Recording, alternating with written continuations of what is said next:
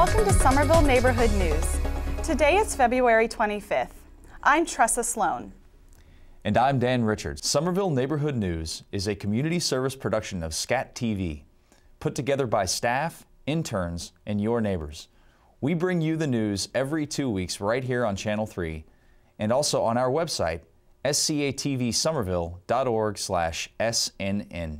Tonight, our reporters bring you the first in a series of stories on the challenges related to housing in Somerville, an offbeat fashion show at Mystic Apartments, a taste of Asian culture, a report on how the city is dealing with all this snow, and we accompany the Somerville High School Quiz Show team to WGBH in Boston. First, let's look at some news and upcoming events. On February 18th, the Board of Aldermen passed a resolution supporting raising the minimum wage in Massachusetts. Speaking of wages, if you're looking for a job, make sure to attend the job fair at Assembly Row on March 1st and 2nd. This coming weekend is for Somerville residents only, and next weekend is for everyone. On Saturday, the fair runs from 10 a.m. to 3 p.m., and on Sunday, from 2 p.m. to 7 p.m. Somerville families are gearing up for the annual Maple Syrup Boil Down Festival on March 8th, put on by Groundwork Somerville. Join your neighbors at the Somerville Growing Center. Again, that's March 8th from 10 a.m. to 2 p.m. Everyone knows that Somerville kids are really smart, but did you know how smart? The Somerville High School quiz team beat out 80 teams from across the state to win a spot to compete on the WGBH High School Quiz Show. Check out this map. The top 16 teams are in blue. On March 8th, Somerville is up against Nantucket High School. Reporters Im Nguyen and Marcelo Brosiner went to the first match. These students might seem like the average high schoolers, heading off to class. But this group of students from Somerville High are actually going on a field trip that most students their age could only dream of. I'm just going to have you guys count off going up this way and down that way, starting with miles. And so, on the way back, hopefully we have the same number. 19. 20. 21. Back in November, 96 high school teams competed to earn one of 16 spots in the WGBH Quiz Show competition. Social studies teacher Ted Blake has been coaching the team for 3 years. I don't know. My kids are great. I'm really proud of them. I wouldn't do this if they weren't such great people to be around and so good at trivia. Okay, can I take you guys into makeup? The Somerville team has reached the top 16 stage 3 times before, but they've never made it any further. This is senior Celine Lesserbrandt's 3rd time on the WGBH Quiz Show. I'm just trying to get through the week. Haven't really been thinking about being on the show, but we had a couple of practices, and it was really fun. That's how it is. Did you know that the surprise when he came up and congratulated me? I was like, you're not going to yell. Wait, so what about the guy who... As a veteran for the game, this year is different for Celine. I feel a lot more relaxed this time, and the format is different, so that takes a little bit of getting used to. Versus Somerville.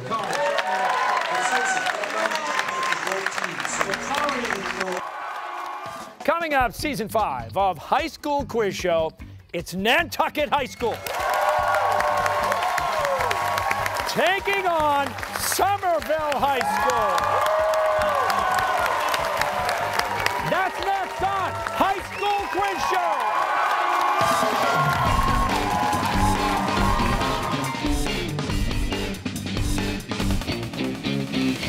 Show. We've got Celine, Miles, Graham, and John, the alternates, RJ and Julian, and of course, Coach Ted Blake. If the team wins this match against Nantucket, they'll move on to the quarterfinals. Yep. To see what happens, please tune in on Saturday, March 8th on Channel 2. For Somerville Neighborhood News, I'm Im Nguyen. If you want to learn more, go to wgbh.org/topics/High School Quiz Show 349. You can also download a bracket, like this one, to follow along at home. What are Somerville's chances? Well, I don't know. I hear the team is really good this year. I guess we'll all have to tune in on Saturday, March 8th to see how they did. It's on Channel 2 at 6 p.m. It also repeats on Sunday at 10 a.m. and 5 p.m. Then Tuesday, March 11th at 4:30 p.m. Somerville kids have been busy this month. Now we go to the East Somerville Community School to check out the first ever Asian Night. Almost 9% of Somerville residents are Asian, according to the U.S. Census. Reporter Marcelo Brosiner brings us more.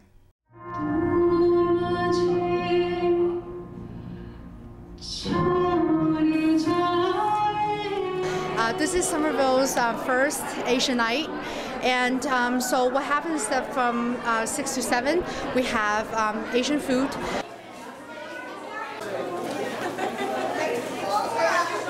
We have arts and craft, Chinese lanterns. We teach kids how to make the word for double happiness, which we display in New Year's. So we form this kind of like, make this kind of like an art pattern. And it's very common in Chinese culture. You will see people put this kind of paper cuts everywhere in China. With help from school faculty, Asian Night was organized by a new club at Somerville High School, the Friends of Asian Culture Club. The Friends of Asian Culture Club was formed this year, and the purpose of the club is to promote awareness of Asian culture in Somerville, because Somerville High School is such a diverse high school, so many representations, and there are a lot of students who came to me and said, Ms. Guan, can we please form an Asian club? You know, we're so interested in China, Japan, Korea, especially in Korea. And I was like, well, I don't really know like about Korea. But they're okay, that's okay. Could you just like be the advisor? I'm like, okay. So that's how we formed. The second part is performance, and there will be student performers. There will be some parent performers.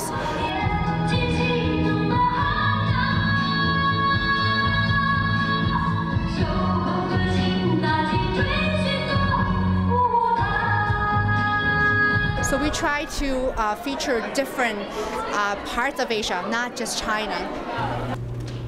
One of the performers was Sadia Islam, a Somerville High junior who is also the secretary of the Friends of Asian Culture Club. So why did you join the Friends of Asian Culture Club? Well, it's because I'm actually Asian, as you can tell, but also it's because I also wanted to learn more about the other countries in Asia, and I think I had really limited knowledge about those countries. So to learn more, basically, I just joined this club. When I was in 7th grade, someone thought India was not part of Asia, so which is really weird. So when are you saying Asian, you're referring to people who live in Middle East, people from China, Japan, India, Bangladesh, Nepal. They're all Asian. Just Asian doesn't have to like have a yellow skin. They can be like very, very dark skin or very, very like light skin, like white people. Asia, where honors started, created grand empires, magnificent dynasties, all by inner will. I think that there's more and more Asian population in both Boston and Somerville. And I think that maybe 10 years ago, 20 years ago, or 50 years ago, you didn't see as many Asians. But now Somerville is getting more immigrants. In Somerville, we all have this thing in common that we're all immigrants, and we all kind of understand each other. We all have a common language. A lot of us don't have family together, so it feels great to be to feel close to home in a way. We need to make more people aware of not just the existence of more Asian immigrants, but how to be accepting of their culture. Where's my file? I got file. Okay, he wants to make a lantern, right? I'm making a lot of stuff. Which color do you want? I'm making a lot of stuff. Light green. So the song I'm singing, it's actually Indian, even though I'm Bengali, and it's a really popular song from 2013. And I think it was listed as #1 for the whole year. I hope that I do great and people like it.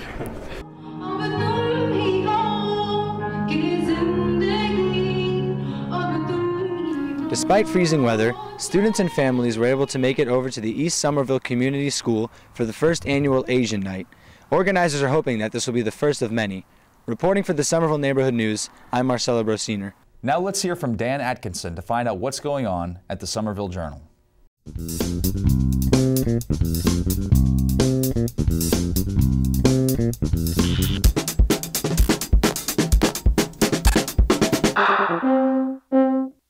this week in the Somerville Journal, we'll be following up on the story about city officials refusing to release city employee emails. We'll be looking at a new skill sharing program, and we'll be profiling a game show in the Davis Square Theater.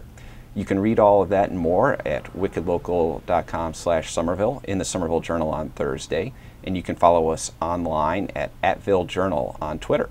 You can always get in contact with me at datkinson@wickedlocal.com or 617-629-3385. Housing is a hot topic in Somerville. Reporter Peter Balanon-Rosen takes a look beyond the official story in the first in an ongoing investigative series about affordable housing in Somerville.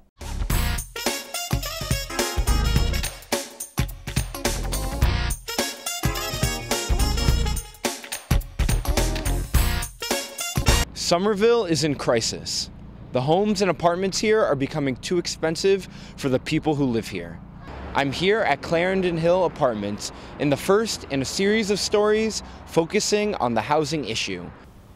According to Zillow.com, an online real estate database, the median rent in Somerville is $2,100. That's up almost 17% since October 2011. There are programs for people who can't pay market rate for housing. There are rental subsidies available for those who qualify, sometimes called Section 8. And there are apartments at city, state, or federal housing developments for families or individuals like Mystic Apartments, St. Polycarp Village, and other locations around the city. Additionally, units are available for the elderly who qualify at places like Properzy Manor or Capon Court. These units are overseen by the Somerville Housing Authority. Our role is to provide affordable housing, and it really is affordable housing. It's 30% of one's income. When your income goes up and your income goes down, your rent changes along with it. We have no vacancies. At any given moment, we might have one apartment, but it's already got 10 people on that waiting to move into that one apartment. So if you're very poor, you probably, if you're a Somerville resident and you're not an emergency, you will wait years and years, sometimes 5, 10 years before we could ever house you. Unfortunately, some of those people that are on that waiting list today may have to move long before we could ever contact them again. And now we're down to hundreds, close to 1,000 of people in Somerville that are still on those waiting lists. The city and agencies have built or helped assure the creation of apartments and condos that are categorized as affordable housing. This means that they are rented or sold below market rate to individuals and families who qualify, generally because they make less than the area median income, which in 2013 was about $65,000 for individuals and $94,500 for a family of 4. Lately, officials have been talking a lot about housing, making promises that even more affordable housing units will be constructed. We have a real plan for the city as laid out in Summer Vision. We have a range of things that we want to accomplish in Somerville. One of those components is the creation of 6,000 new housing units, 1,200 of them we've set a goal of making affordable. At his inauguration, Mayor Joseph Curtatone promised to protect the people who live here. We will protect those who have chosen Somerville and help shape Somerville. That starts with affordability. And affordability starts with housing. We will create a new affordable housing program for working middle-class families. We will not leave the middle class behind. I think what's happening in the city, which is, I think, is an interesting conversation to have, is what is affordable. And I interview enough people, I know enough people, I know a lot of young groups that are in Somerville, and they'll all tell you if they don't own and they're here and they're starting families, many of them are not going to stay here. So then I turn to the working people who are not eligible for any subsidies, and that is who I think we are squeezing out. According to 2010 federal statistics, over half the city's residents, at least 17,000 households qualify for housing assistance. But there are only about 4,500 designated affordable units available. Not surprisingly, when the 29 new affordable housing rental units at the St. Polycarp development opened up, over 1,000 families applied. Right now, 12,500 households, totaling at least 29,000 individuals, can't get the housing assistance for which they qualify. These are the families that Somerville risks losing. The city says it wants to build another 1,200 affordable units, and every time a big development goes up, 12.5% of the units are required to be affordable. But will these efforts be enough? I recently spoke with Ward 1 Alderman Matt McLaughlin about the challenges that Somerville is facing. You know, a lot of the affordable housing we have here isn't even that affordable. There's not much affordability for middle-class families as well, so it goes both ways. This happened to a friend of mine who he lives in a nice affordable unit, mixed income housing, and he had the opportunity to get a promotion, and the promotion would have put him outside of that income bracket, which would have made him unable to afford to live here. So he turned the job down. So he'd rather have the affordable unit and be able to survive than to get a promotion and lose it. There's a lot of things positive things that come with gentrification, like the improvement to the community as a whole. It's a lot safer, it's a lot cleaner city than it was when I was growing up. But I just want to make sure that myself and people like me can afford to stay here. This is the first in a series looking at the challenges surrounding affordable housing and gentrification in Somerville. Tune in next time as we dig further into this issue. For Somerville Neighborhood News, I'm Peter Balanon-Rosen. Our next newscast will continue this series, which looks at the challenges related to housing as Somerville becomes even more popular. Now, let's go over to the Mystic Apartments, where kids hit the runway with outfits they made themselves. We are here at the Mystic Learning Center for their first annual Trashin' to Fashion show. Should we add, do you have a little hair tie? On February 18th, kids from the Mystic Learning Center took their pro-recycling message to the runway. I am sweeping up things. I'm a helper in the Mystic Fashion Show. I wanted to help people and to tell them that it's not good to throw away stuff that are actually valuable. And today we had our very first annual From Trashin' to Fashion, all original fashion show. What we actually did is we decided to use all recycled materials to make all of the garments and outfits. So the kids went through a whole process of planning and designing, and then we went and visited this awesome place called the Beautiful Stuff Project that's located, I believe it's 147 Broadway. It's right next to the East Somerville Library. And the Beautiful Stuff Project is run by this awesome lady named Marina, and what they do is they basically rescue items that would normally be thrown away and recycle them by giving them to youth workers and teachers and parents and kids. So I was able to bring all of my kids there, and they actually filled up their very own bag of materials that they used over the past 8 weeks to create their own original garments and accessories. Are you going to pursue a fashion career in your future? Yeah. What is the recycled trash you have on you? Fabric and a furry thing, I don't know what it's called. Hello, did you guys have fun today? I had really fun helping people. Did you have fun? Yeah. And what was your role in today's Trashin' to Fashion show? Doing people's makeup and helping them with a lot of stuff, like putting their clothes on, getting settled, and also just making them look pretty. I enjoyed seeing us recycle stuff that would have been thrown away, and it would have filled up the landfills. And did you have fun today? I had a lot of fun. And how was Trashin' to Fashion for you? It was really good, and I liked it very much because we use recycling things. Did you like using recycling things as well? Yes.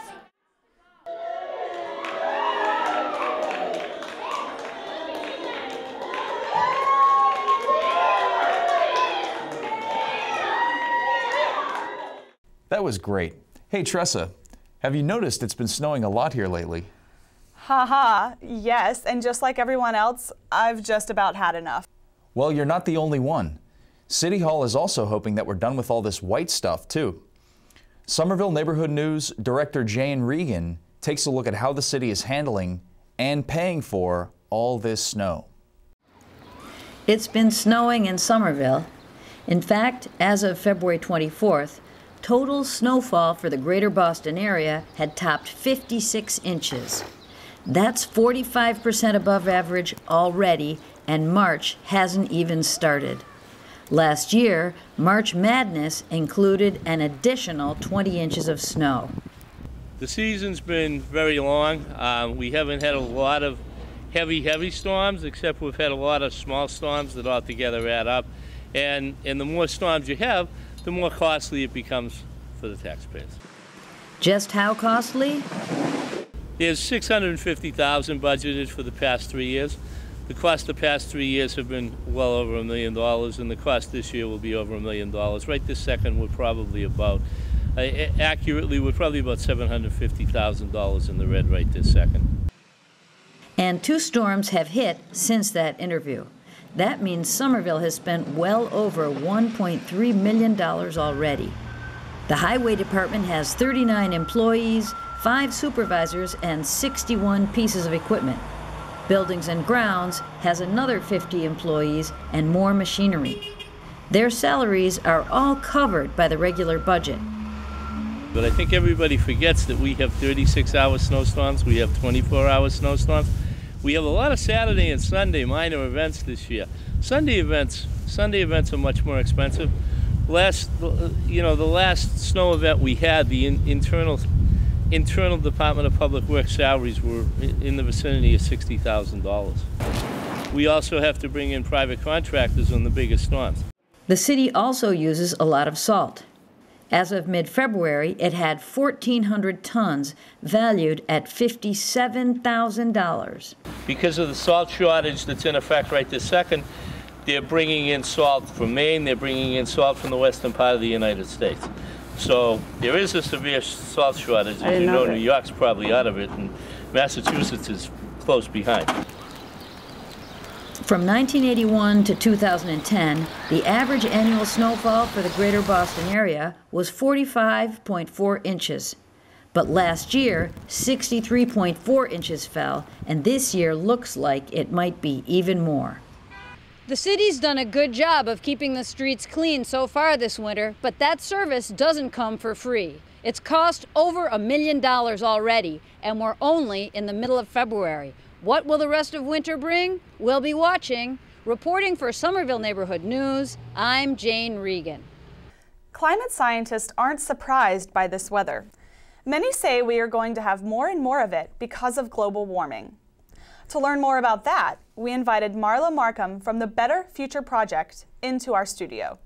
Marla, thanks a lot for making your way through all this snow and joining us here in the studio. Now, you're from Better Future Project, and I invited you here partly because this kind of snow is hopefully not part of our better future. Can you tell me a little bit about yourself and about the place you work? Yes, thanks, Jane. I'm glad to be here. A Better Future Project is an organization that essentially exists to try to help build a grassroots movement to stop the climate crisis, which is a really big goal. But we know that winters like this, while big snows have been common in New England for a long time, we know that the extreme winter weather events haven't been. So we're working with people to try to build a movement to build that better future that is a little bit more predictable in the winter and all year round.